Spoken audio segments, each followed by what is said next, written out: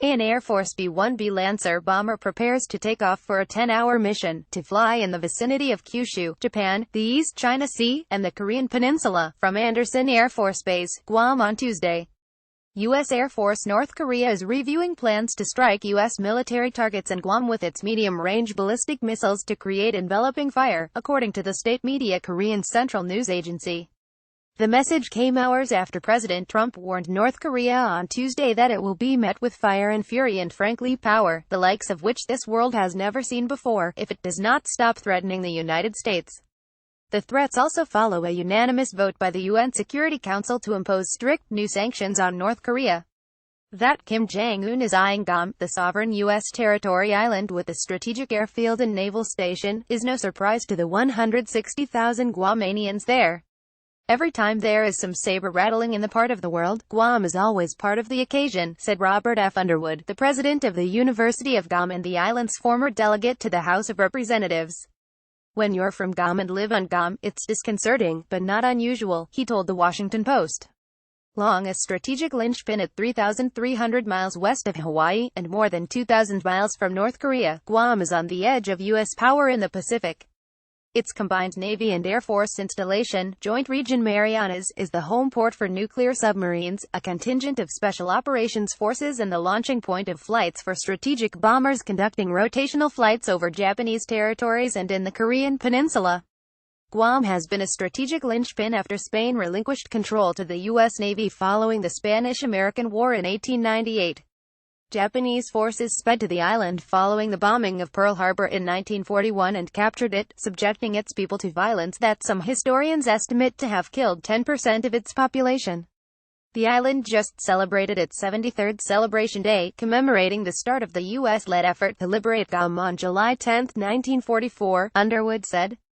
Now the island paradise relies on tourism and military activity to buoy its economy, which is marked by high unemployment.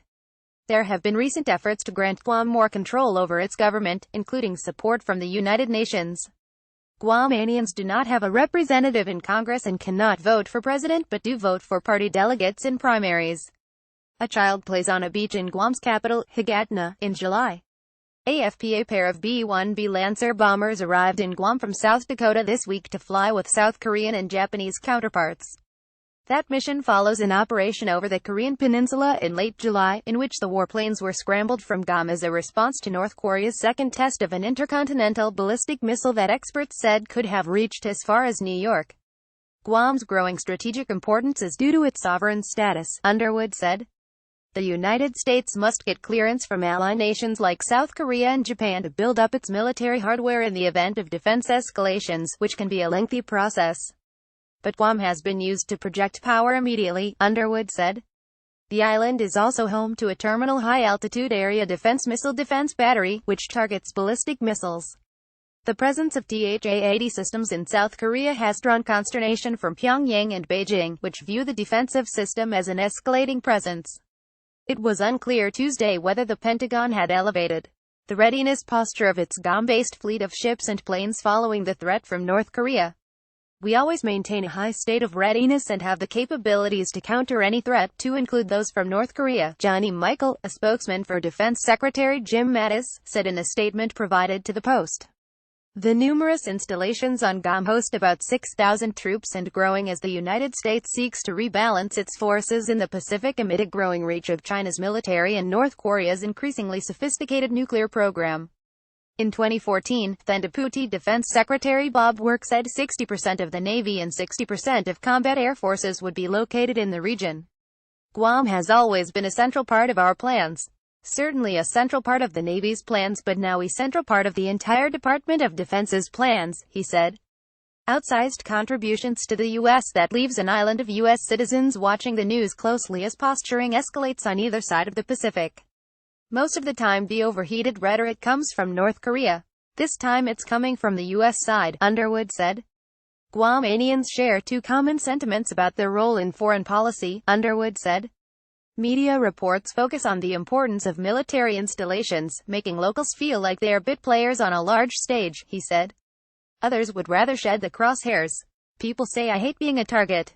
We're the tip of the spear. Why can't we be another part of the spear, Underwood said. But Guam also has a proud tradition of supplying U.S. troops from its island, with a disproportionate number of recruits coming from there and America Samoa, Underwood said.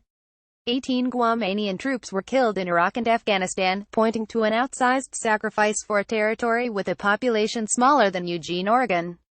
We have more skin and more land in the game, Underwood said. Read more. Tillerson to North Korea: we are not your enemy. White House frustration grows with Tillerson over jobs for Trump allies.